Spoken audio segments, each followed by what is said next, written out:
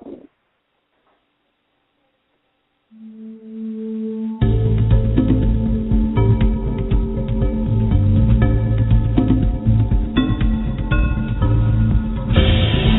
just joined the Prepper Broadcasting Network, where we promote self-reliance and independence. The views and opinions expressed are strictly those of the host or their guests. Visit us in the interactive chat room at prepperbroadcasting.com.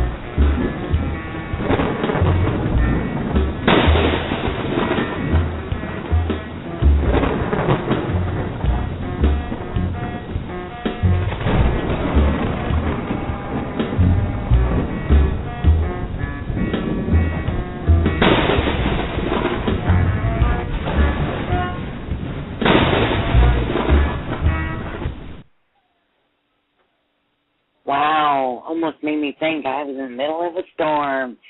Evening, everybody, and welcome to Preparing for Life Storms with BexarPrepper. Today is Tuesday, July 3rd, 2012, and it's my pleasure to welcome you in tonight. We are on air from 8 to 9 p.m. Central Time on the first and third Tuesdays of the month on American Preppers Radio, powered by PrepperBroadcasting.com. We are live shows 7 days a week, so check the schedule to see what's coming up. We invite you to call into the show at 347-202-0228. And remember to press 1 to speak to the host. Being preppers, we not only have to think about our immediate shelter, protection, water, and food storage, we also have to think about long-term preparedness. We wouldn't be very good preppers if we only survived for 3 months. Yes, 3 months is a great start, but surviving no matter the length of time is our ultimate goal. This is where gardening comes in. You can't just dig up a spot and expect the garden to be a producer. Sometimes you're lucky and you have first-time success, but for most of us, especially me, we have to work with bad soil, too much or too little rain, bugs, local wildlife. So working now to learn will help you to achieve a much higher production and more sustainability to survive no matter how long SHTF were to last. Another benefit is that it gives you the ability to help others and also to barter for things that you just didn't think of or have time to prep prior to the situation. There are many different ways to garden.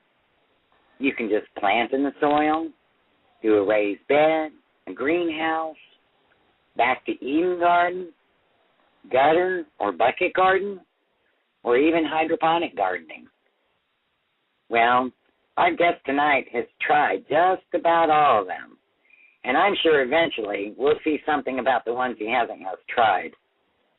He's not afraid to fail and loves to teach others how to be successful. He grows the best looking and the juiciest tomatoes I have ever tasted.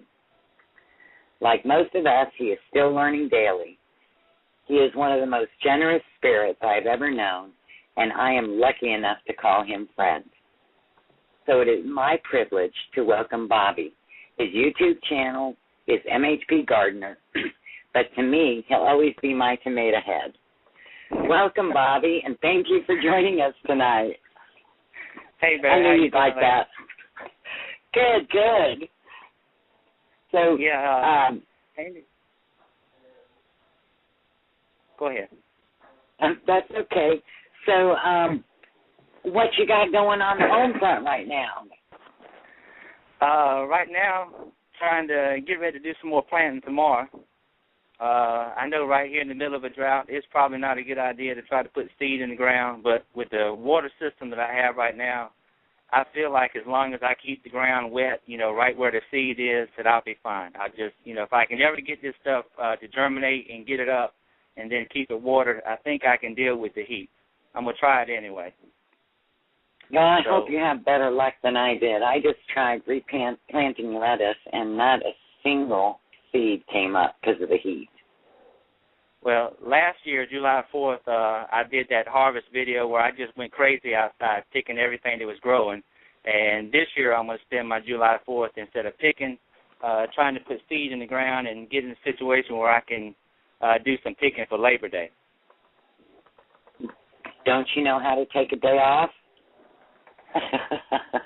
Yeah. That's usually on Sunday, though.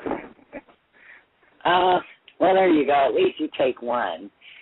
Well, one of the questions I wanted to ask you is, I get a lot of questions about gardening, and, I am not all that great at gardening. I'm learning. So, I usually come to you and say, hey, Bobby, what do I do, or what do I answer to these people? But one of the questions I got recently is, what is the cheapest thing that you can do to your garden to get the greatest results from? The cheapest thing, I think, would be to go find a farmer or, somebody that's got some horses and go get some horse manure. You can get a truckload probably for $10, $20, something like that, and that $20 of horse manure will be for probably, $300 or $400 worth of fertilizer, something like that, I would think. To me, that would be the cheapest thing to do. And how long do you have to let that horse fertilizer sit before you can actually use it? Well, the best thing to do is, you can pile it up and try to roll it over, every 30 days, something like that, to try to get it to compost. But if you have the time to put it on there in the fall and kind of let it sit there through the winter, till it in, it'll be ready come springtime easy. Oh, really? That quickly? Yeah, it's not quite like chicken manure. Chicken manure is pretty hot, and it's going to take it a little bit longer. But the horse manure a lot of times will have straw or wood shavings or something like that mixed in it, so it's not going to be as hot. Okay. And didn't I hear something somewhere that, like, if you do alpaca manure or rabbit manure, you don't have to compost it? You can put it directly on the garden? Yeah, I know you can do it with rabbit manure. I had tried that. We don't have anybody around here that I know of that has alpacas, but I had heard the same thing. It's not a problem to take that and just put it directly on the garden. I did in the small greenhouse when I had the tomatoes going that are still going. What I chose to do was side dress them with the rabbit manure, and those things were producing end of May, and they're still going. Nice. So obviously it works. Oh, that sounds wonderful. It looks like we've already got somebody in the queue, so let's go ahead and bring in Wheatree. Hey, Wheatree, how are you doing this evening? I'm doing fantastic. And wonderful. Number one. Woohoo! Yes, you are, boy. You called in quick. Yes, I did. Even though I'm having difficulty getting back in the chat. You got there's booty, something going on with it to where I can't get back in the chat. I don't know if it's a connection with AT&T or not, but, you go through the same thing down here, too, there, Prepper, so. So what's your question for Bobby tonight? My question for Bobby is, what is the number one plant that or vegetable that you've always wanted to grow and never been able to be successful growing it? This one is not necessarily a vegetable. It's that moringa tree. If you look up moringa, it's called the tree of life. You eat the leaves. You can eat the flowers on it. It's got so many vitamins and nutrients and stuff in it. And I read all the good things about it, and I really would like to be able to grow this thing out. And the best I can do is get it up about 2 foot tall, and I just don't know what to do with it. I would like to get this thing up about 6, 8, 10 foot, something like that, and be able to just go out there every day and get me a handful of leaves and eat those things, like a cow grazing or something like that. I think they would be that beneficial. Like a cow grazing, huh? Well, is there a requirement that says it has to be that tall? Well, when it's only like 2 foot tall, if I get a handful of leaves off today and I get a handful tomorrow, I'm pretty much down to stems. So yeah, I need to get a bigger tree where I can pick some of it off, and I'm not going to just totally degrade the whole thing. And I've seen several. Are the conditions to where they need to be grown in the greenhouse? They need warm weather. I have seen several people grow them that got it up to, decent height, but I've never really seen on YouTube anyway anybody that I could actually relate to who had them growing like they were down in Africa, wherever they come from, down in the lower climates, where they just look like a forest down there. I'm not quite sure how to make this thing grow. Trees are not something that I specialize in because they grow so slow. And see, trees are what I specialize in. Well, there you go, Tree. I need to send you some moringa seeds then. I'm growing some now too, Bobby. I've got 8 of them planted, and I think they're going to do amazing out at the retreat. Well, I would think they would do great down here if they need the warmth. Yeah, definitely in Florida.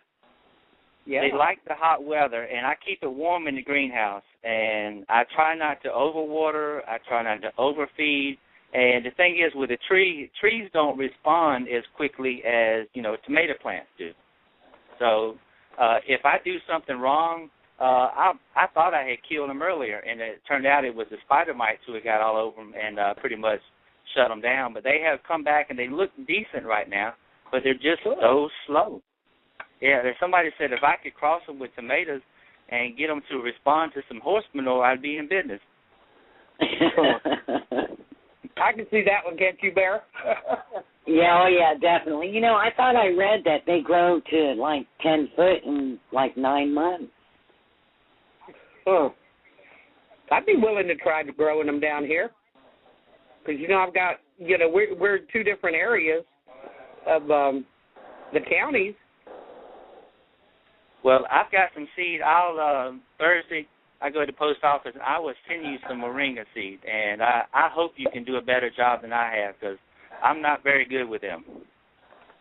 Well, I figure after Bear has her prepper meeting down here, maybe she could give me some advice on how to do a YouTube video. I ain't never figured that one out yet. There you go, and if you want, I'm going to be bringing moringa seeds to the meetup. Cool. Because I got a bunch of them, excuse me. I figure I'll bring some monkey butter. I know. That's exciting. I'm really excited for that. Hey, folks, if you want to call in, the phone number is 347-202-0228. It's no waiting right now. Cool. Well, thank you, Wee Tree, for your question. Really appreciate it, and I agree that moringa tree is like the miracle tree. Yeah. So who's getting the DVDs, videos? That'll be done later when we have the contest. Oh, I thought it was the first person that called in. Oh, no, it's going to be announced, and we're going to have to give you a question. Oh, no. That's not right. That's not what you said on your video. Did I say the first part? I said the first person yes, with the right answer. You said the first person. I apologize. I even have it scheduled at what time we're going to do it, Wee Tree. We'll figure something out for you. We'll see you on the 28th, and we'll talk then. Okay? That sounds good to me. That sounds thanks, good. hon.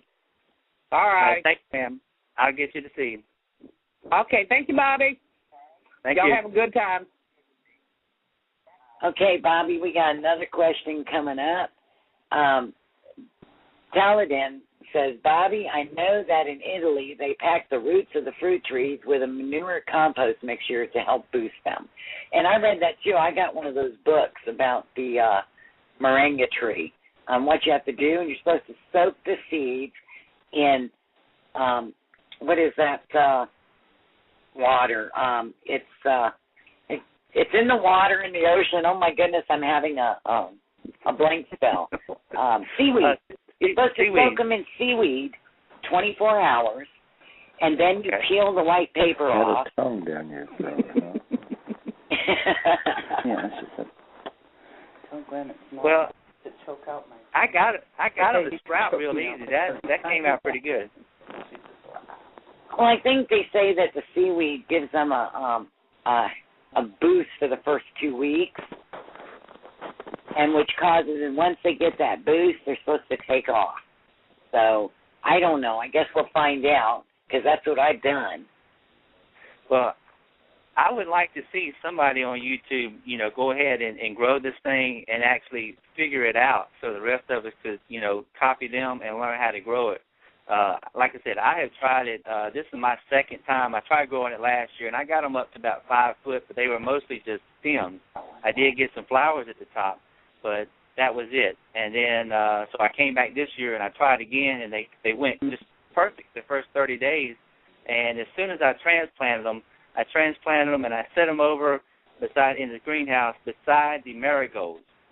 And then I found out that the marigolds actually attract red spider mites, and the red spider mites had jumped all over the moringa, and they ate them up.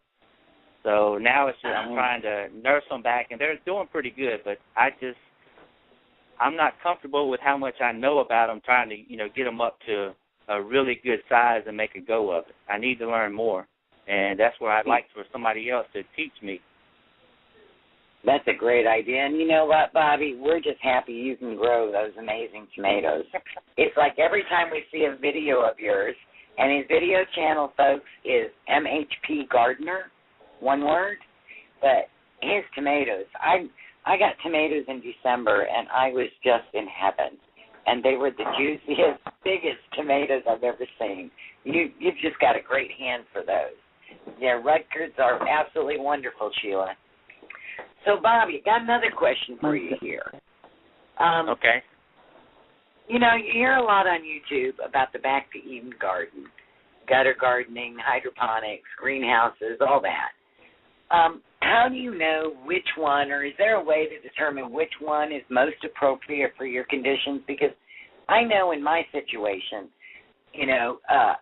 Back to Eden garden, if I don't put the right mulch on top, I'm going to, not get enough moisture. Whereas somebody that's in, in a really rainy area does a Back to Eden garden, they're going to get drowned.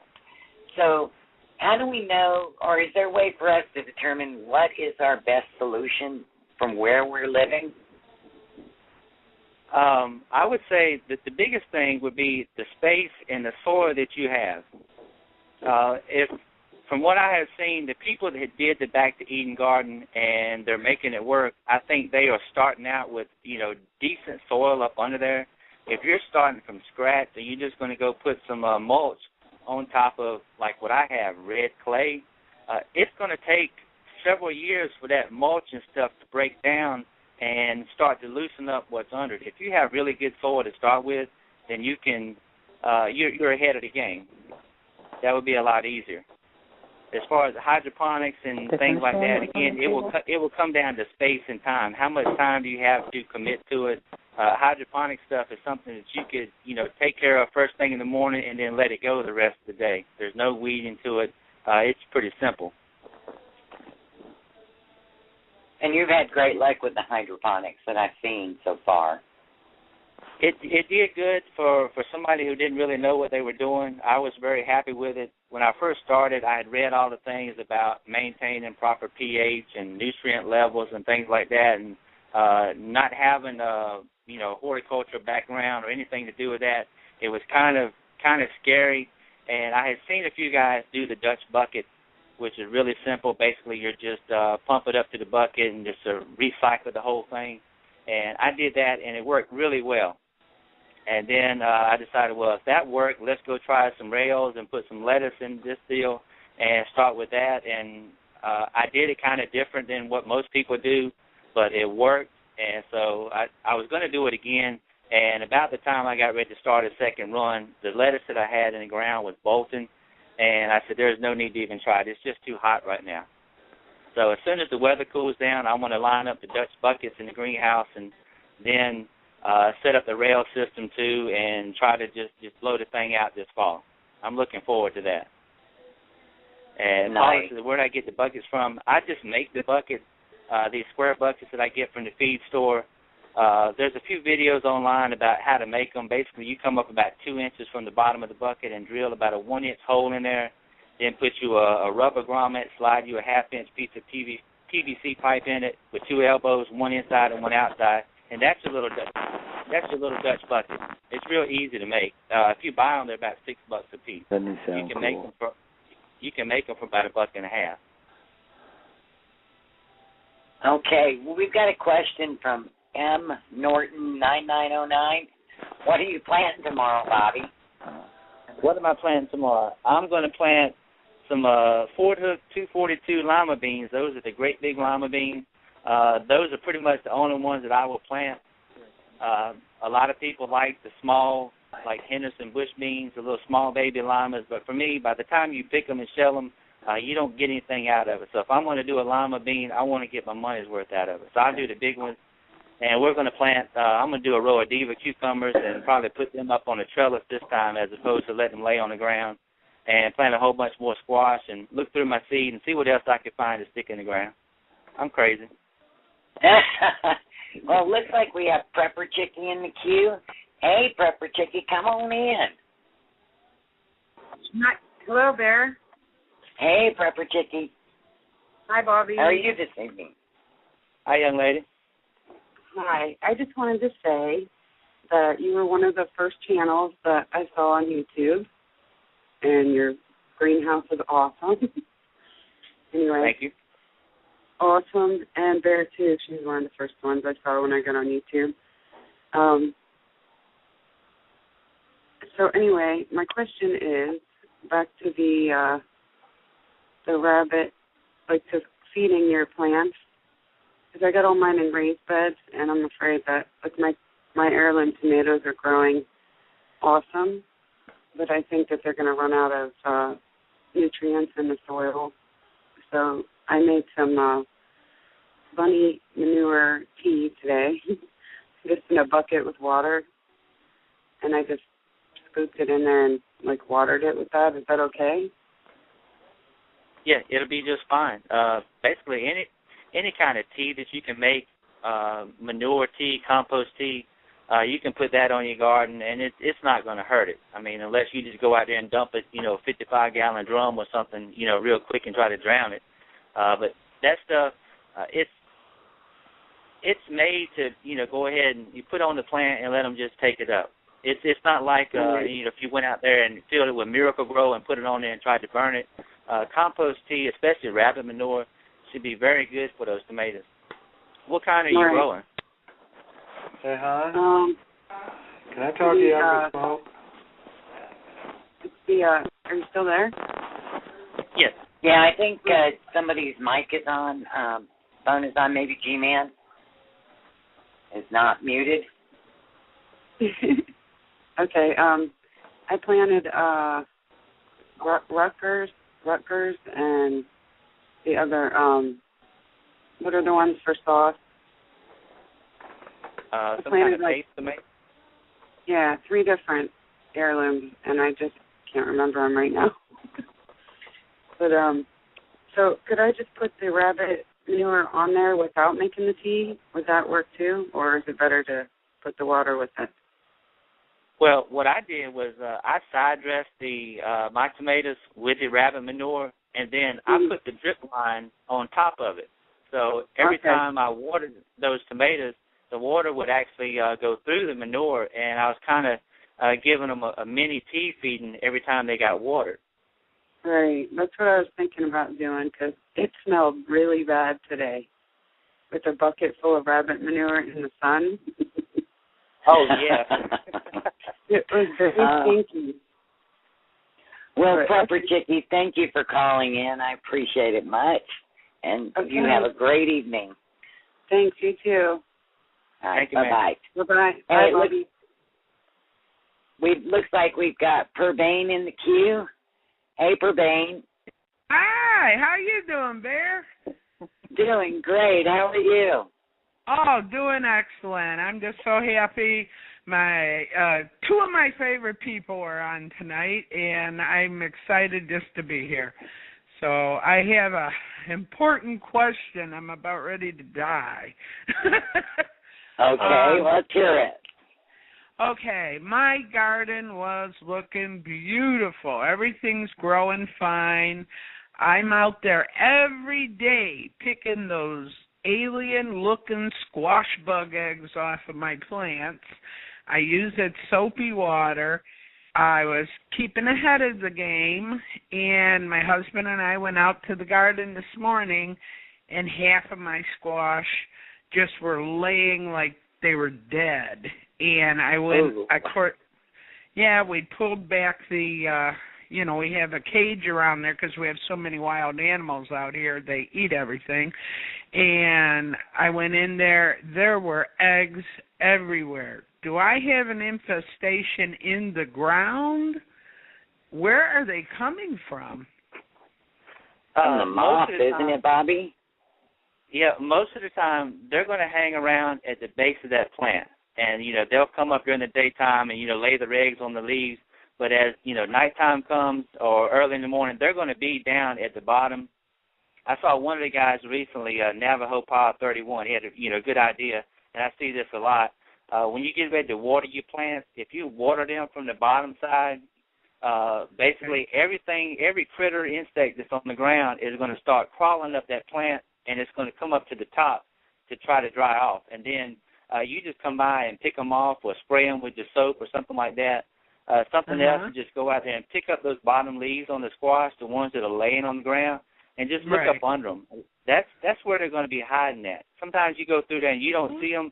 All you see is the eggs, but they are down there at the base of that plant. So whatever you're spraying with, what kind of insecticide or what were you using? You said the soap spray?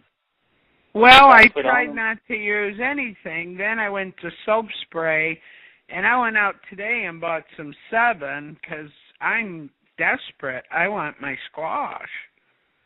I didn't put it on yet. I haven't put it on yet, but I'm about ready to go out there with my shotgun.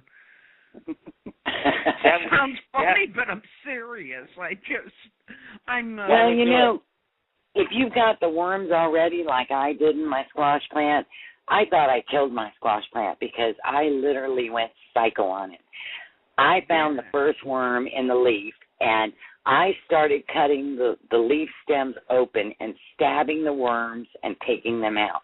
Then there were so many leaves that had worms in them, I finally just started cutting them off the base of the plant and jumping up and down on them and killing them. And my plant came back, so now I've got 2 parts of the plant buried in dirt trying to root it, and it's doing wonderfully. So go psycho on it, hon. I think I just might.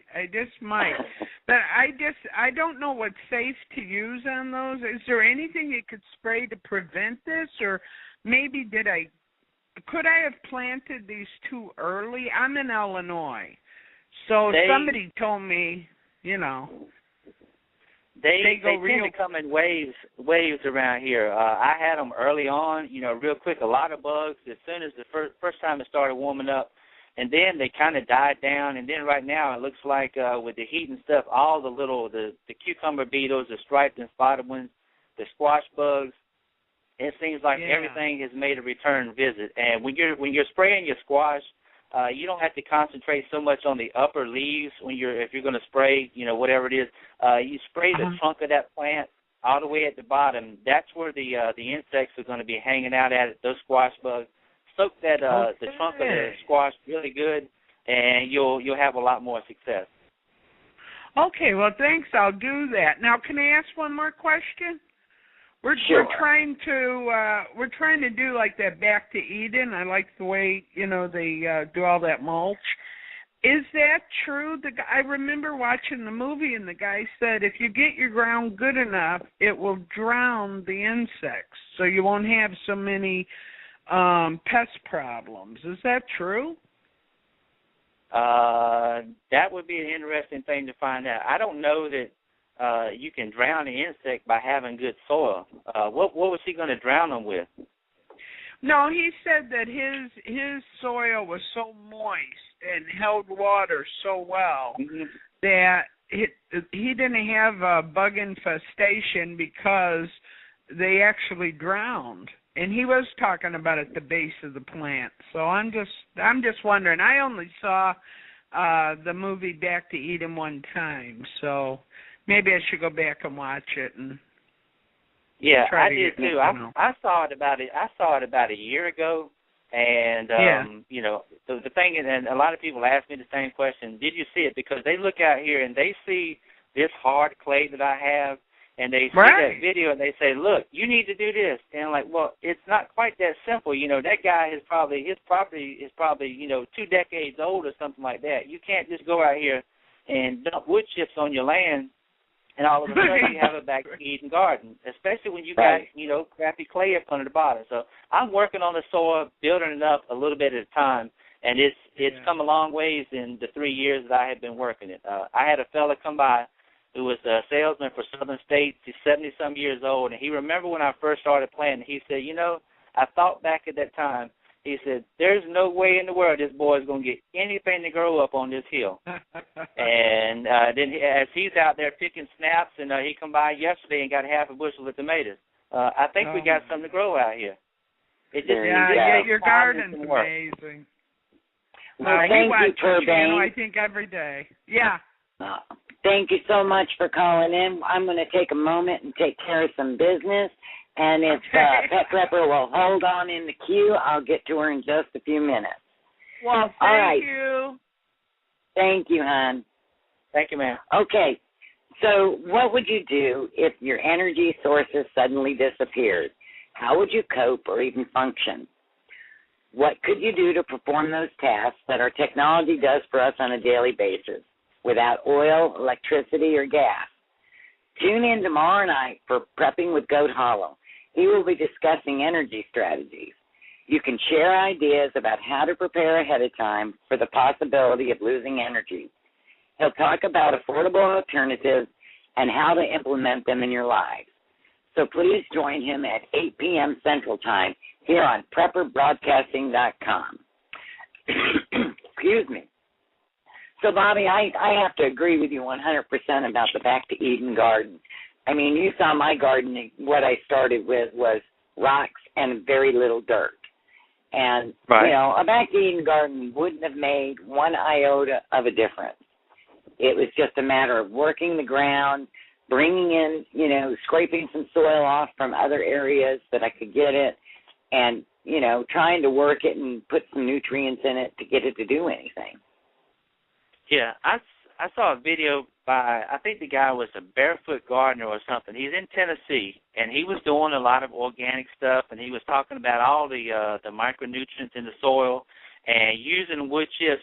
And what he was saying was he would not even consider, I think, using fresh wood chips. What he would do is bring those wood chips in, pile them up, and give them a chance to compost.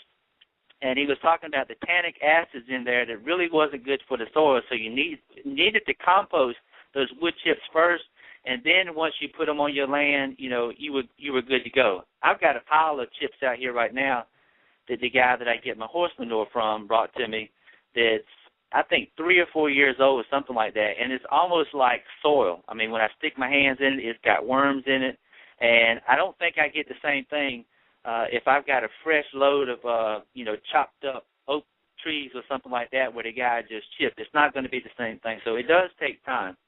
However, if you have really good soil that you can put this on top of, you can work the soil below it to be growing in while the wood chips and everything are breaking down on top. You know, that obviously some of the people, I see Kat, I think she's having some success with it. I know LDS Prepper down there in Texas, he was doing that, and it seems to be working for them. But I think for most people, it would make sense if you composted those wood chips, and then when you put them on your garden, you know, you're ready to go. And you need to, one thing, know what you're getting when they bring those chips in. I had a guy up the road bring me a load, and I'm not kidding. By the time I got it on the garden, all I saw was a bunch of sticks. His chipper or shredder, it was terrible. I'm lucky that I only got one load to put on this spot that I had. I need to get out there right now and rake the sticks out of it. There you go. Well, let's go ahead and bring Pet Prepper on. She's got a question for you. Hey, Pet Prepper, how are you this evening? Pat, you there? Or did we lose you? Can you hear me? There you are. Sure Hi. can. Hi. So what a great first show. Having Bobby on. Oh, my God. I'm really lucky, huh? Yes, you are. I'm glad he's my friend. I know. And I know how honored you are. All right, so Bobby, I have tried to kill my rhubarb plants for years. I mow them over. I try to dig them up. They want those stupid things. This year, I decided that, if it hits the fan, I might make use of that. So anything that, you know, is growing and I can eat it, I'm going to try to save it. And now it's dying. Okay. What's going on? There are worms eating it, and I have like 3 huge rhubarb plants, and one of them is like dying, yellow, dead. Well, I have never grown rhubarb. I have seen, you know, a few people that did, and their comments, if I'm not mistaken, was basically you can't kill it. Once it gets growing in the ground, it's there. It's hard to get rid of, and that kind of keeps me away from it, because if I plant something, then I change my mind and I don't want it there, I want to be able to get it out, and obviously that's going to stay there. And you've managed to kill it. What did you do? Well, I built my garden around it instead of like next to it. I put my garden around it, so I don't know what, you know, if that's taking the nutrients, and I don't know. Garden Nana says that you need to put compost on your rhubarb. Okay. They love compost. Another thing with the rhubarb is the worms. Worms are good. Well, no, they're eating the leaves. Like the leaves are chewed to death, and I don't know what's going on. I sprayed them with some, I don't know, something organic, and it didn't work. It worked on everything else. It worked on the beans. It worked on the potatoes, and you know, but it didn't work on the rhubarb. Most of the time, when you're dealing with worms, whether it be cabbage worms, you know, the worms on your corn, earworms, if you spray something that's got BT in it, that I think is Bacillus thuringiensis or something like that, it's that bacteria. Once it gets into their system, they're done. You just get it on the leaves, and as soon as they come by and start eating, they're gone. That's the one thing that I always spray when I have worms. I spray something with BT in it. You can get the Dipel. The Dipel DF, I think, is the water-soluble stuff. Mix that up and spray it on. You always spray it on my cabbage and broccoli when I can remember to do it, and especially corn, too, to control the earworms. It's great for worms, and it's organic, so, you know, nobody's going to get upset. Okay. Well, yeah, I had a big talk with the worms because I don't want them in my garden or anywhere near my house, but... Okay, so my second question, that's awesome. I'm going to go get some of that. I'm going to find it. It's a pinto, kidney, and black beans, and they are growing like crazy. I've decided that I'm going to be a bean farmer because I'm doing really, really good. Well, I don't know when they're done because the beans are really big, and they look like the green beans that you pick out of the garden, like right now. Do you have to, like, let them change color before you pick them? And you said black beans? Black beans, pinto beans, and kidney beans.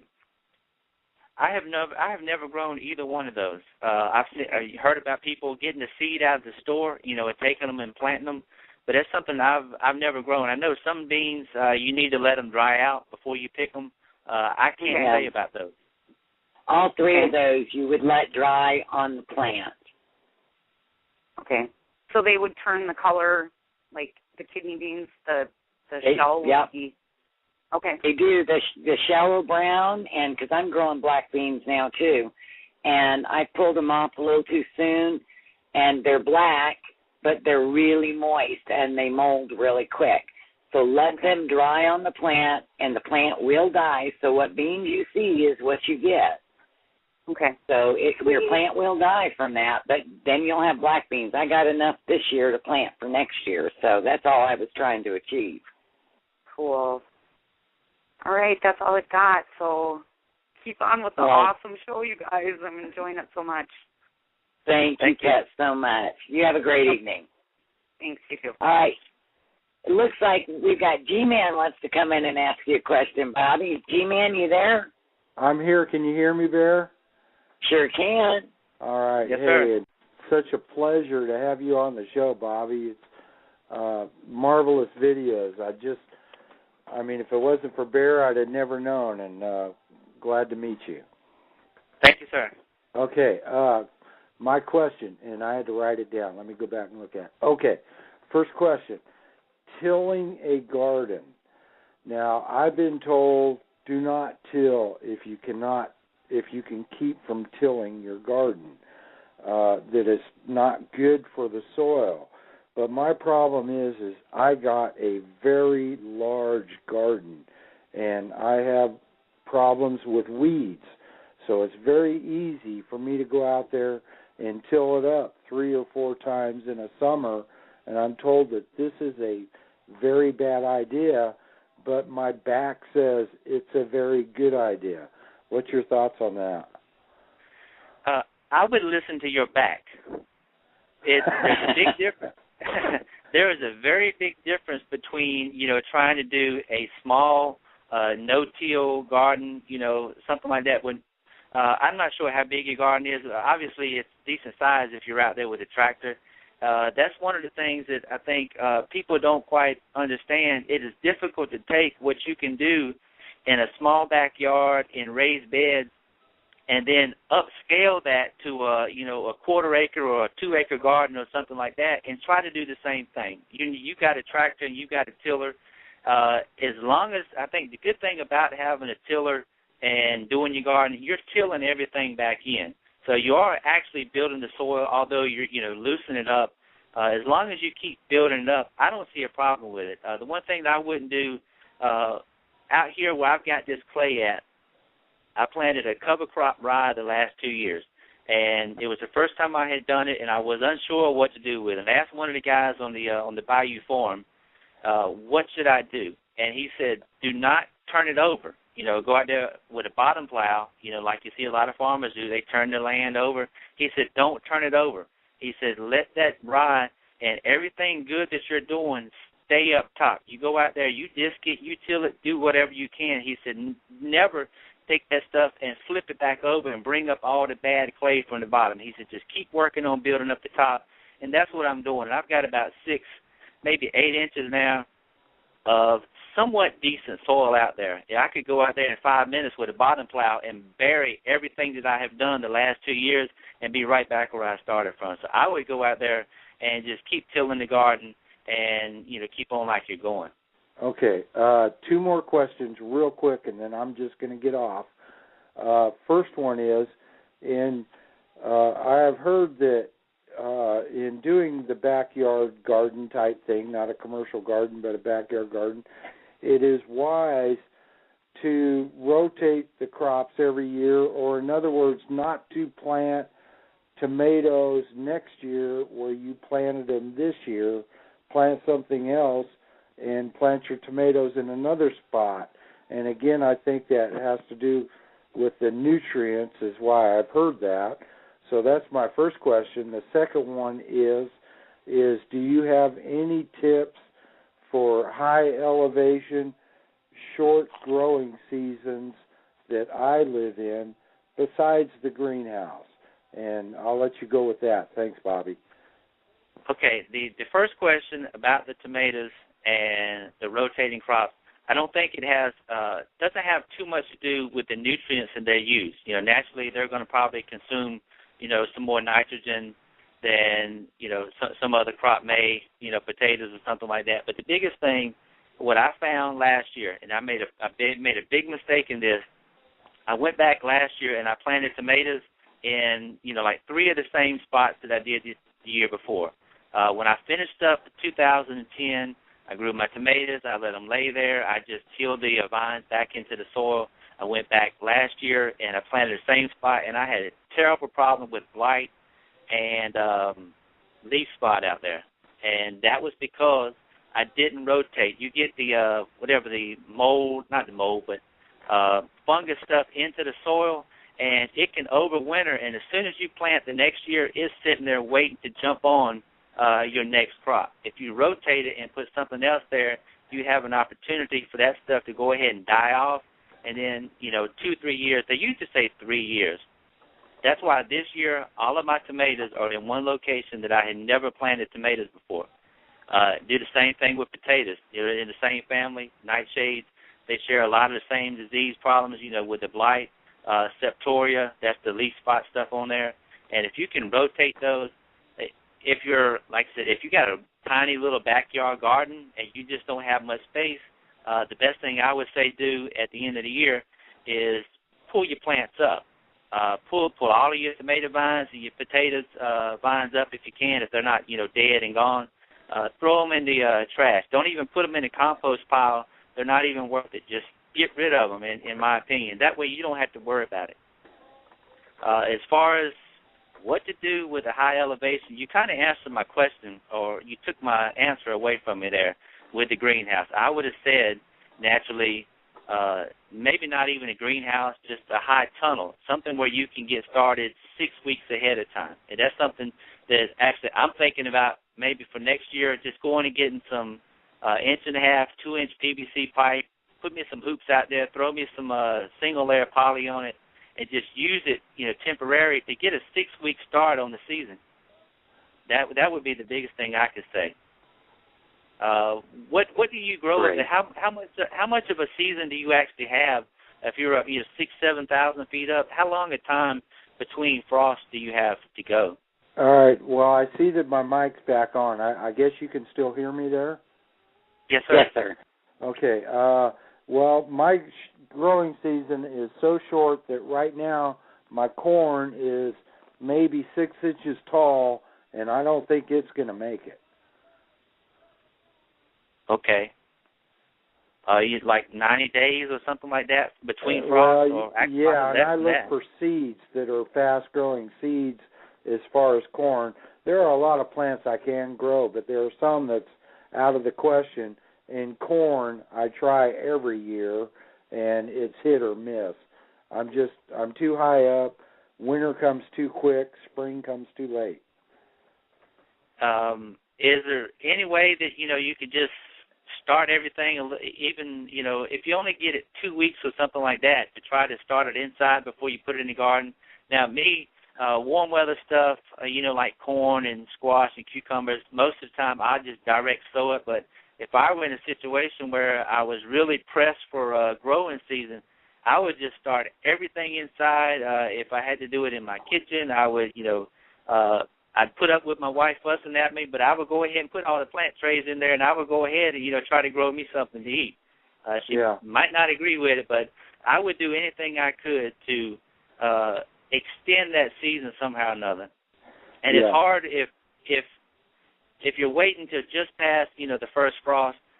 It takes longer than that because that soil is so cold. And just if you try to put something in early, it just sits there and pretty much gets stunted in the ground anyway. You're better off to go ahead and grow it, get it started inside and get a good, healthy plant.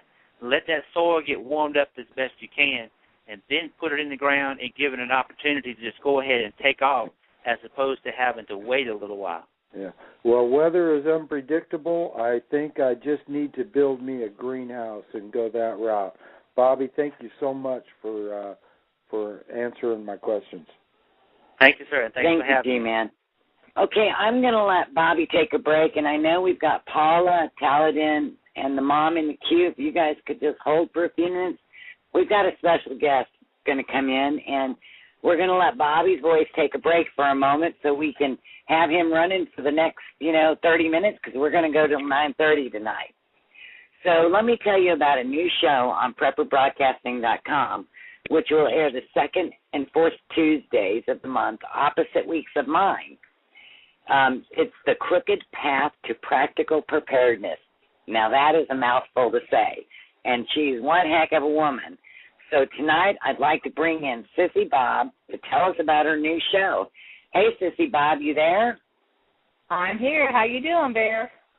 I'm doing great. Well, welcome to the show, and I am so excited about your new show. Why don't you tell us a little bit about it? I'm real excited about it, too. Well, we're going to talk about pretty much a little bit of everything about, the trials and tribulations of getting there.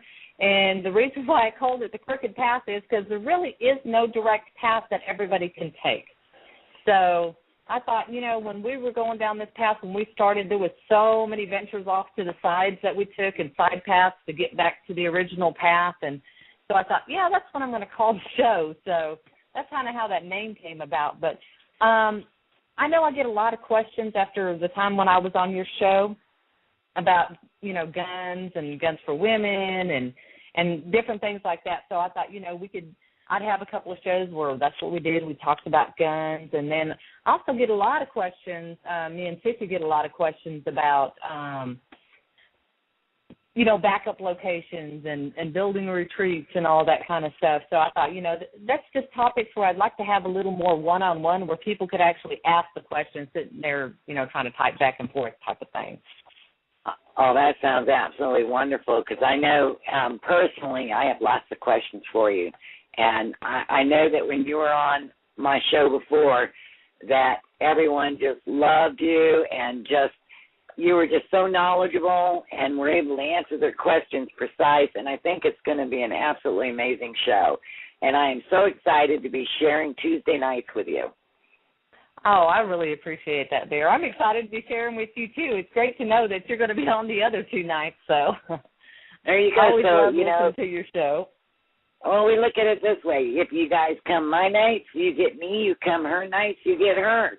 And we're both kind of in the same mold. We cover different areas, and so you're going to have a nice, well-rounded radio experience. So I hope you all come and join her. And if you want to see more of her to find out who she is and what she's about, check out her YouTube channel, Hillbilly Prepper Gals. And she's a lot of fun. She takes the lighthearted side of prepping, which we don't find enough of that there on YouTube. Most of us are, like myself, are a little too serious. So what can we look forward to for your first show? What can we look forward to your first show, hon?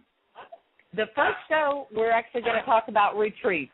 Because, like I said, we've been getting a whole lot of questions, so I'm going to actually put a shout-out on a video and ask everybody that's got any questions to give me a call, and even people that have them that can call in and make suggestions. So that's what the first show is going to be about, and then the second show we're going to move on to some gun topics.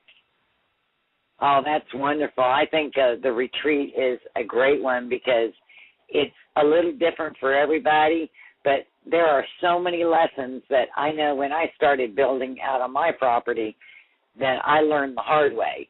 And it would be nice to be able to share those lessons and hear other people's lessons so we don't all make the same mistakes.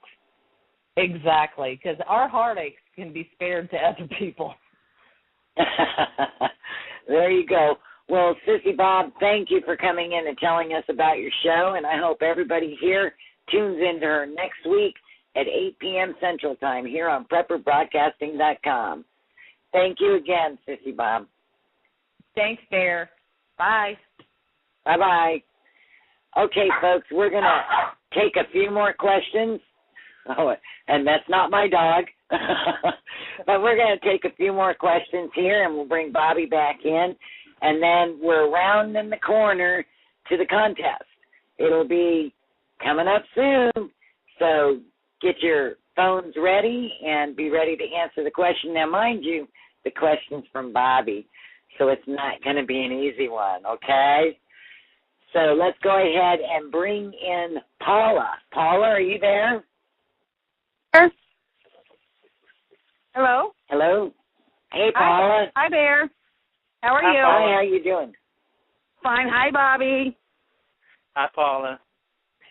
My question is, all the soil you have in your buckets for your tomatoes, if it's not contaminated, no disease were in the tomatoes, what do you do with the soil? Do you just recondition it, add it to your compost, and then add it back to your garden? What I had been doing early on was taking that stuff and just dumping it outside in the garden.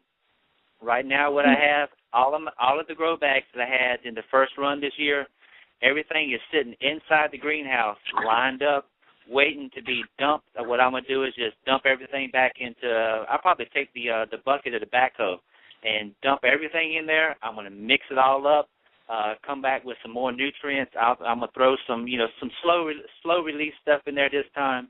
Try some of the organic stuff to mix in there. See if I can't get these things to feed over a longer period, as opposed to me having to come back after the first 30, 45 days and start supplementing everything. I'm going to try to put stuff in there that will last a whole lot longer. But I'm not going to throw it away. When you look at the cost of potting soil from the store, even though I got a lot of that. That's what I was wondering. Yeah. I got a lot of that stuff, 40, 50% off for last fall when Lowe's was closing. But even at that, I don't want to throw it away. Yeah. So I'll dump it in the bucket, mix it all up, mix in some more nutrients, and I want to use the same stuff again. It should be fine. Good answer. That helps probably a lot of people that don't want to, toss their soil because they think maybe it's played out. So if you just add more stuff to it, and make it, stretch it. Yeah, I think it would be fine. At least for the first 2 times. Okay. Thank you, Bobby. Thank you, Bear. Thank you, Paula. Take care. Thank you, Paula. You have a wonderful evening. Okay, there was a question earlier I want to try to get to. It was from Min Mound.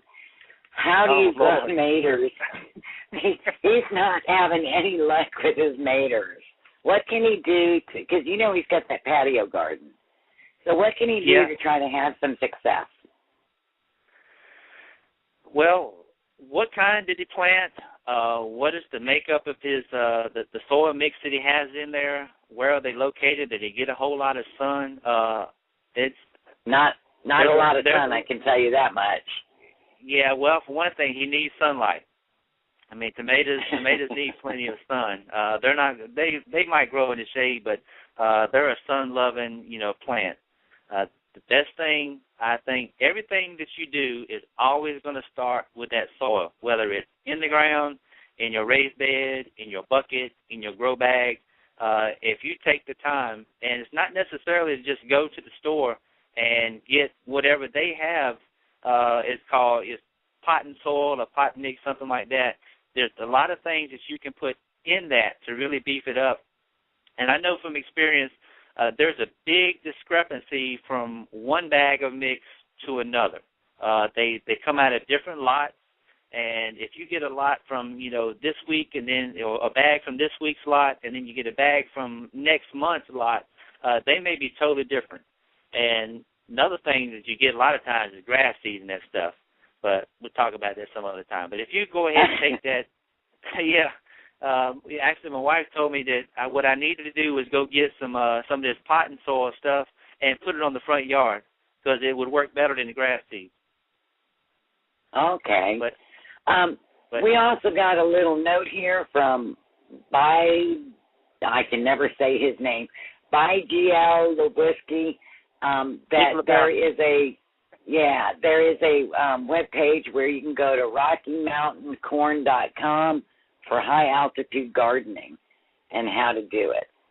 Let's go ahead and bring in, I think we have Paladin in the queue. Oh, cool. Paladin, you there? Hey, Bear. Yeah, I'm here. Congratulations on your show. And, Bobby, it's good to finally talk to you a little bit in person. Thank you, sir. Good to hear from you. I know you guys have that eating going on, and I'd be interested in hearing, just what you're doing there. Well, I'm actually. I think you're thinking of maybe Paladin Prepper. Yeah. I'm this slightly is different. Okay. That's okay. That's all right. You were impressed for a Texas second. Accent. That's all right. It's my Texas accent. That's all right. Okay. I had a comment and I had a question. First comment, I noticed that you guys, or you in particular, you seem to be a faithful man, and I appreciate you standing for your beliefs and not being ostentatious about it. So I just want to tell you, keep doing what you're doing because it's awesome, and I think you can reach a lot of people in that manner. Now, as far as the question goes, my dad is in his 70s, and I've set him up some raised beds for his plant, and they're doing great, except for his tomatoes. And you're the tomato king, so he's got a situation where his tomatoes are growing, and they look perfect on the vine, but when he goes to pick them, the bottom half of it is rotten, and he says that it's not blossom end rot because there are no black spots on the tomato. It's just like the bottom part of the tomato is filled with water. So what is it, and what can he do to fix it? What is it? The only thing that I know of that actually affects the bottom of the fruit is the blossom rot. He may have something, I think there's something else out there called buckeye rot or something like that that affects the plants. He might could look that up. But usually if it's affecting the lower half of it, from my experience, usually it is blossom rot. Is everything on the plant like that? I mean, the whole thing is like it? He said every tomato that he's gotten off of that. Now, he's got grape tomatoes, and he's doing beefsteaks. And he said the grape tomatoes, he hadn't had a single problem with them. They're all coming out perfect, sweet, juicy, wonderful-sized tomatoes. But the beefsteaks, every single one of them, he has got. I think he's gotten only 2 tomatoes off of his plant. So, and I told him that I thought it was blossom end rot. He said that he's been looking it up, and he thinks that he needs to amend his soil with some zinc to get rid of it. But I thought with blossom end rot, you're supposed to use calcium. It's usually calcium, but a lot of times even with a blossom end rot, it's not that you don't have the calcium there. It's the fact that the plant doesn't take it up consistently. Meaning, it gets water for a while, and then it dries out, and then it gets watered again. And the thing with calcium is one of those things that the plant needs to get continuously. Right. Okay. Well, I'll talk to him again.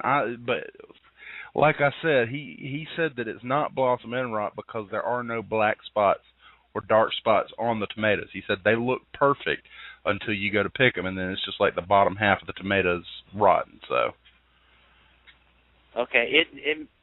It may be the fact that that run of seed actually had a disease or something in it. That's not unheard of.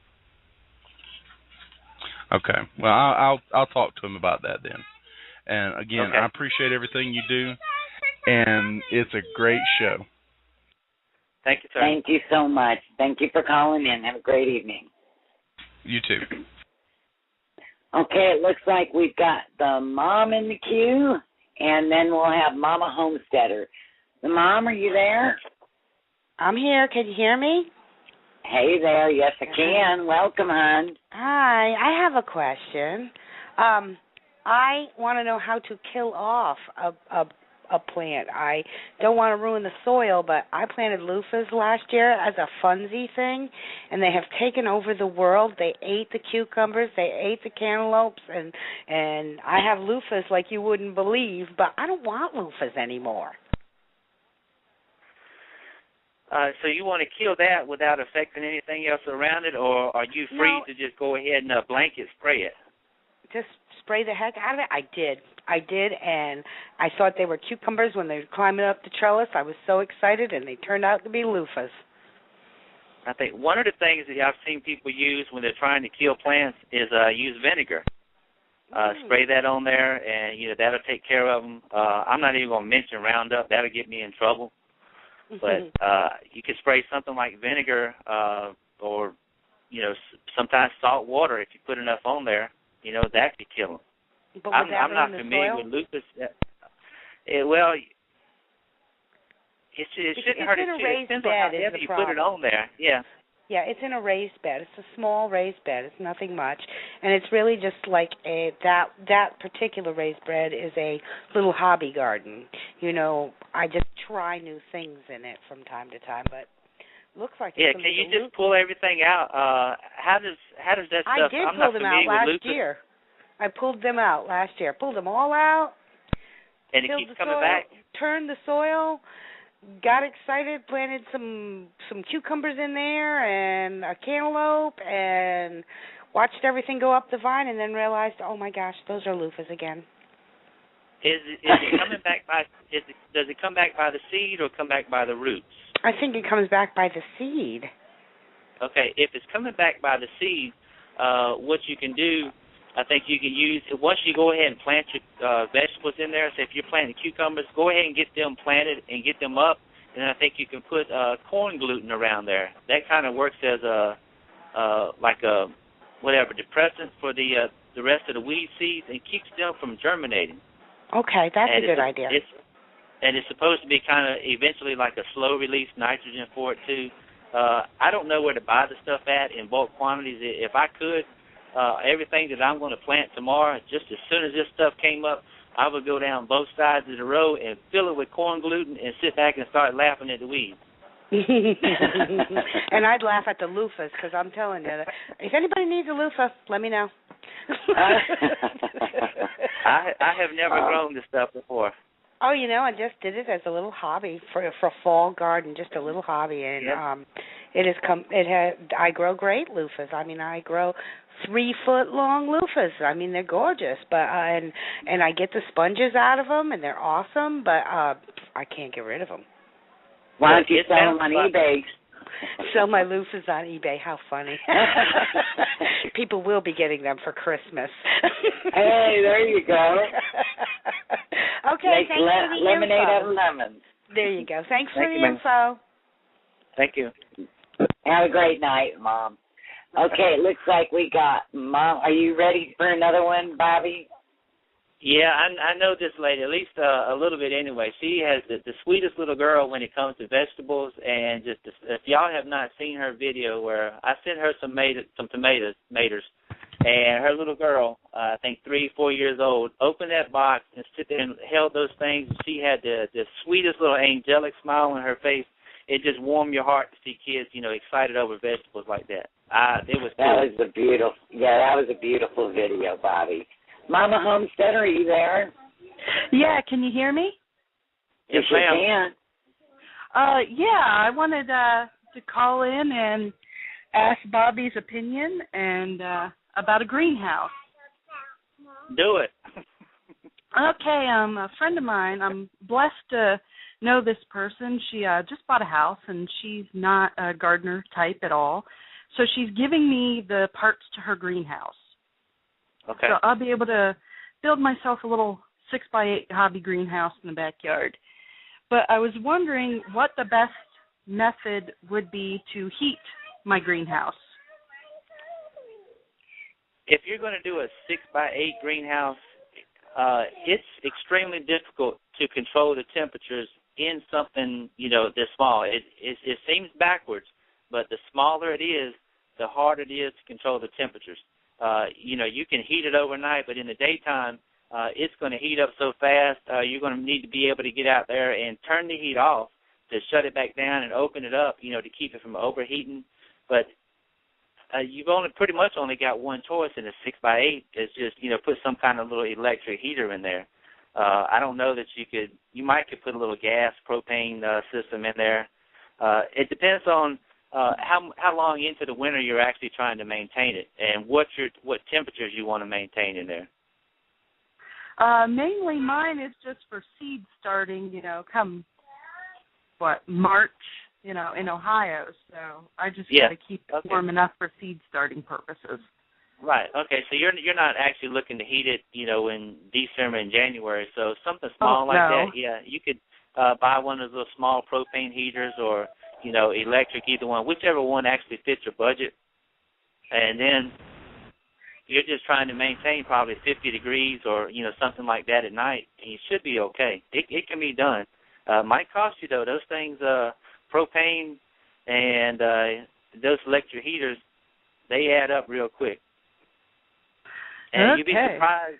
Yeah, you'd be surprised about those electric heaters sometimes inside a greenhouse, what you think is going to do a good job of heating, because you don't have any insulation whatsoever in there. All that heat just goes right out the, plastic or glass. So when I first started mine, the little greenhouse, the first one I had this bright idea that I would put two these little radiator-style electric heaters in there, and I was going to heat this greenhouse. That's how naive I was to this process. And I turned them on, let them run all night long. The next morning, it was 33 outside, and I think it was 32 inside the greenhouse. It did me no good whatsoever. That's when I found out that I need to go get some barrels, and I need to learn how to make a real stove. Okay, sounds like I've got my work cut out ahead of me, figuring out what's going to work best for me. Yes, ma'am, but the simpler the better. And just like everything else, the only thing you can do is try. Whatever your idea is that you want to do, just go ahead and do it. If it doesn't work, then, go to plan B and C and just, you learn from that and keep on going. But I would never give up. If you want to heat that thing and start to seed, I wouldn't stop. I'd be looking forward to the videos next year and seeing what y'all are doing up there. You got half as many tomatoes as I got up there in your backyard right now. Yeah, we got a lot back there, and we've got tomatoes coming on like crazy, so I'll be canning up a bunch once they start ripening up. All right, good luck. Okay, real quick, somebody wanted to say hi. Uh-oh. You want to say hi to Mr. Bobby? Yeah, say hi to Mr. Bobby. Hi. Hi, Sarah. How are you doing this evening? Say hi. Hi. Hi. You doing pretty good? Tell him thank you for the tomatoes. Thank you. Hey, you're quite welcome. I don't know if you heard her, but she was there. We did. I heard She's her. beautiful. Well, thank you so much, and I've really enjoyed the show. All right. Thank you, ma'am. Thank you. Bye-bye, Sarah. Bye. Bye-bye. Okay, we're going to take a break kind of here, and we're going to do the contest. Are you ready for your question, Bobby? So let me tell you a little bit about what we're got going on, folks. Well, we've got these DVDs. They're called Homesteading for Beginners, and they've been donated by the Whitetail Rancher for our contest tonight. They're a really valuable resource while we have the chance to use them. One thing that most of us forget is that in order to make better decisions, we have to have some knowledge. And in an SHTF situation, gaining knowledge is going to be pretty difficult. So if you're a winner, please give our producer G-Man or DB your delivery info. I'm not sure which one it is, and we'll get that out to you as soon as possible. So, folks, if you're ready, Bobby, go ahead and ask your question and get ready. Okay. I don't want to step on any toes by bringing up this subject of hybrids, but I'm going to try it anyway. Most of y'all know the tomato that I grow the most, Rutgers. And I'll say this, I've said it many times, hybrids are not bad. And I can verify that 100% by this Rutgers tomato. Back in 1928, a fellow decided he wanted to cross two tomatoes to come up with something better for Campbell's and Heinz and all those guys up there in Rutgers in New Jersey to come up with a better tomato. He crossed two varieties, grew them out. I think it took him 5 or 6 years until about 1934, somewhere or other, before he got this hybrid stabilized where it became Rutgers. Those two parents that he made it to come up with this tomato, what were they? Anybody know? Ooh, okay, so don't answer in the chat, folks, because it won't count, and you'll be giving someone on the phone the answer. So you got to call in, and the phone number is 347-202-0228. So yep, like somebody just said, you can't trust the seed in the hybrid But a lot of good plants come out of growing the hybrid or getting them stabilized, and that's where you come out with some of the today's open pollinated versions. That's why I think some people get hybrids and GMOs mixed up, and they actually have absolutely nothing in common. Hybrids are not bad. Hybrids are actually very good because they can lead to something like Rutgers. Right. And, I look at it this way, too. If you've got some hybrids that are heavy producers and you have some heirloom, then, you're going to get a bigger harvest. And if things were to go bad and you only have your heirlooms to rely on because your hybrids revert back to something that's not pleasant, then at least you've made full use of your garden while you could, and you've gotten everything canned or dehydrated or whatever how you're going to store them. Exactly. I would never recommend anybody do away with their open pollinated heirloom seeds. I would say grow them out, learn what grows in your area, and maybe it's not the best producer or something, but go ahead and find out what you can grow, save that seed, and if you have an opportunity to grow a better quality fruit, maybe more disease resistant with a hybrid, stick the hybrids out there and make the most out of the space and the land that you have. And I've got enough OP seeds saved up for a very long time. I also have hybrid seeds. And for anybody who would, maybe not want to plant a hybrid, even though it's available right now, try some corn. The open pollinated corns out there like Golden Bantam, maybe Hickory King, I think a Country Gentleman, something like that. They are not very sweet. Back in the day, they were called sweet corns, but they are nothing like today's peaches and cream. So I go ahead and plant now the hybrid corns, and I just picked some today, and I ate it right off the cob. Didn't even cook it. It was so good. But to make another point of being prepared, if you look at somebody like me who has a garden, and I use a tractor, the plows, I need gas to operate them. So if I'm thinking long term and I say, well, what would I do to prepare for a situation where I didn't have gas? Okay, I'd probably be looking for a mule to plow, a couple of draft horses or whatever to be able to use in a situation where I didn't have gas. So if I go ahead and buy that, and I've got a mule and a plow out here, and I still have my tractor and the gas to work my gardens, I'm prepared, but which one do I go ahead and keep using? I want to use the tractor and the gas because it's available, and I look at hybrids the same way. As long as I have the seed that I can grow, I'm going to just keep on doing it. I just ordered like 1,000 of those big beef seeds. Came in last week before, one or the other, and 1,000 big beef tomato seeds should last me, 3, 4, maybe 5 years, something like that. That's a long time, and they will keep, in the bottom of your refrigerator or something like that. So you can stock up on hybrid seeds just like you do your OP seeds. Okay, well, it looks like, it looks like we got some people in the queue. Okay. G-Man or DB, why don't you send in the first person that called in that might have the answer, and let's go ahead and get this contest rolling. Who do we got here? Kat? Hey, yeah. Hello, Kat? I'm here. Okay, hey, so what's the hey, answer, Bobby? hon? I think it's Marglobe and JTD. Yes, ma'am. Woo-hoo. She got it, Thanks, guys. Good job. Good job. Good show, guys. Talk to you later. Thank you. All right. Sorry, folks. We got Kat as a winner. She got the answer, so she'll be getting I think it's 9 DVD set. If you're interested in this set, I still have the Whitetail Rancher allowing me to sell them for 50% off. So just give me a holler and let me know.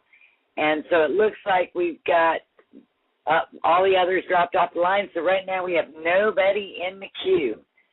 So, Bobby, let me get another question here that I had for you. Okay. Let's see. I'm looking to see which one would probably be the best one. So you already answered some of the questions I have. If you're limited on products you can store, what 3 things would you not want to be caught without in order to do your garden? In terms of fertilizer or pesticide or any other, you can only have 3 things. What 3 things would make the biggest difference, I guess, in your garden that you could store? Because fertilizer, I don't know if you could really store fertilizer. I guess you could store bags of it. But, yeah. you know, I mean, what do you want to have? What are the best things that you can't reproduce, I guess I could say, that would save you if you're about to lose everything in your garden? I would say chickens, actually, because of the manure. That's something you could feed the chickens out of the garden, and you would always have a good supply of manure to put back on the garden. You know, like Misty and them do. They take their chickens and they take the manure and the straw and they put it on the garden, like the compost. That's the stuff that you can make it on your own and always have it. As far as something maybe for bugs or something like that, I'm not sure what the shelf life is for some of this stuff, like neem. How long would it last? I think everybody has used neem oil from time to time. That does a real good job. There are some bugs that kind of, the cucumber beetles and things, sometimes they just laugh at a lot of this stuff that you keep spraying. But if you could stock up on some neem, and probably one of the simplest things is just some Dawn dishwashing liquid. If you got soft-bodied insects, especially like I do with white flies and aphids, that dishwashing liquid kind of suffocates them and go ahead and take them out. And it's just like kind of spraying that insecticidal soap. I think Kat made a video on making some of that stuff. I'm not sure what she put in there, but I know it'd be kind of similar. Just spray them with Dawn. Why is it Dawn? Why is it Dawn? I mean, what's different about Dawn soap than other soaps? That's a very good question. Just about everybody that I have ever seen this was using the Dawn, and it seemed to work. I use it every day. The other thing about having the dishwashing liquid, if you have something else in your sprayer that you're spraying, having the dishwashing liquid in there helps it actually stick to the leaves, whatever else you had mixed with it, and helps it stick to the leaves and stay on there for a whole lot longer. Okay. Have I used azomite or rock dust square to repair? I bought a 44-pound bag of azomite this year, and it disappeared real quickly. I use that stuff up fast, and I think it's done a good job. If y'all saw the tomato peppers I have in the greenhouse, those that I planted in the raised beds, and I put the cottonseed meal and the bone meal, I put the azomite in there. And those things right now are the deepest, darkest green peppers I have ever seen. I mean, they just look great. I'm not a so-called organic gardener, but I will use organic things if I have it available or if it suits the need at the time. I'll mix and match everything I can to try to grow something to eat. Well, there you go. And, you know, I guess the 3 things I'm going to go get is chickens, neem oil, and some Dawn soap. I really need to get some chickens. I really do. Not only for the eggs, but like I said, primarily even rabbits. You know, if I can feed them out of the garden excess stuff that doesn't really cost me anything, and then they can give me back manure, which allows me to go out there and put it on the garden and grow something that I want to eat and give them the scraps. We start that feedback loop, and everybody's happy. There you go. You know, so it looks like we're winding up here, and we probably have time for one more caller if they can get in pretty quick. But otherwise, we're gonna do one more question here from my end, and then we're gonna close it up and move on out here. Bobby, is there anything else you would like the listeners to know? The one thing I would say to anybody right now who is thinking about gardening, and I see some quotes about I've got my seeds saved up and I'm going to be ready to go. As soon as the crap hits the fan, I'm going to go out there and plant all these vegetables and I'm going to be fine. It doesn't work that way. y'all see a lot of times the stuff I plant just doesn't work out, and I know a little bit about what I'm doing. I don't have, the skill or knowledge that a lot of people do, but it's extremely difficult to take seed that you have in a pack and go out there and scratch some dirt and try to get this stuff to start growing. You need to go ahead and do it now. That's why they call it, prepping, homesteading. It's getting prepared, and you prepare by gaining the knowledge and the experience firsthand now, not wait until later on to try to put that stuff in the ground. Get everything that you can do to put yourself in a position to grow, even if it's only just small buckets in the backyard. Get used to learning the growth habits of various plants. Know which ones you need to stake up. Know which ones you need to trellis. All of that stuff. A lot of times you buy seed in a pack, and you think it's especially beans. The bush beans, and as soon as you plant them, they start running all over the place. You need to go ahead and, especially with the open pollinated stuff, go ahead and grow it. Find out if it does well in your area. Save the seed from it. Learn how to do that, and then you can store your seed over to the side. And if you want to wait a few years, if Lord have mercy, if they manage to keep on kicking the can down the road for another 3 or 4 years, you just save that seed and just keep practicing from time to time. Just go ahead and get out there, and if it fails, go back to it. Don't give up. Thank you, Bobby. And, folks, it's just about time up, and I wanted to thank Bobby for joining us tonight and sharing his knowledge with us. It has been a pleasure talking to you. Thank you, ma'am. I'm glad you had me, and I have one request. Okay. Now that you have your very own show, once you get onto the television and you're on the networks and things like that, don't forget about us little people. Oh, you're too funny. Well, folks, I kind of want to end this up with talking about the 4th of July.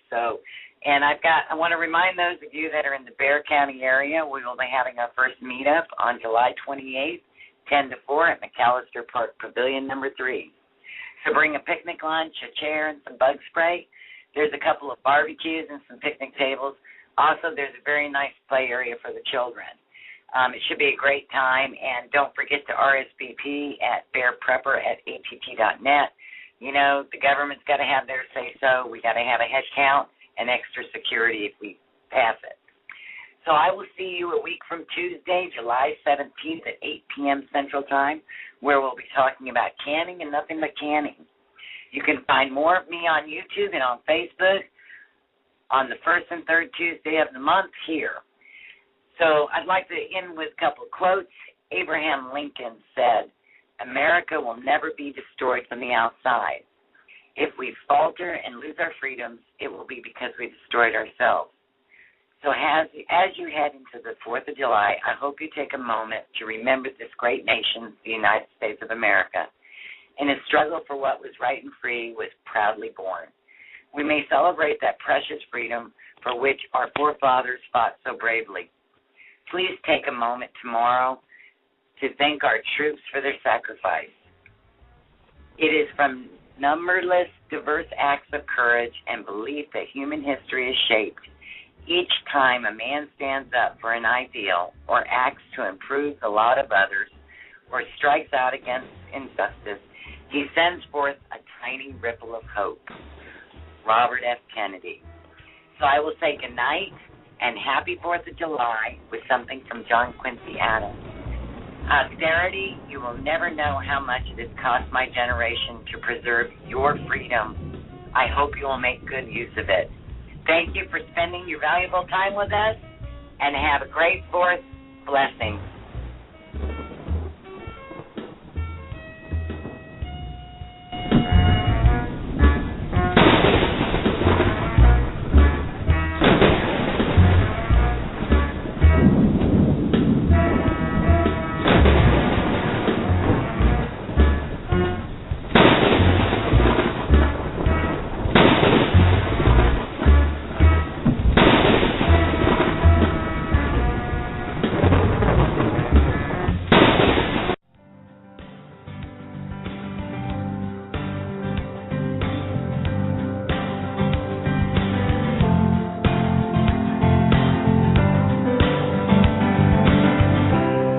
Today's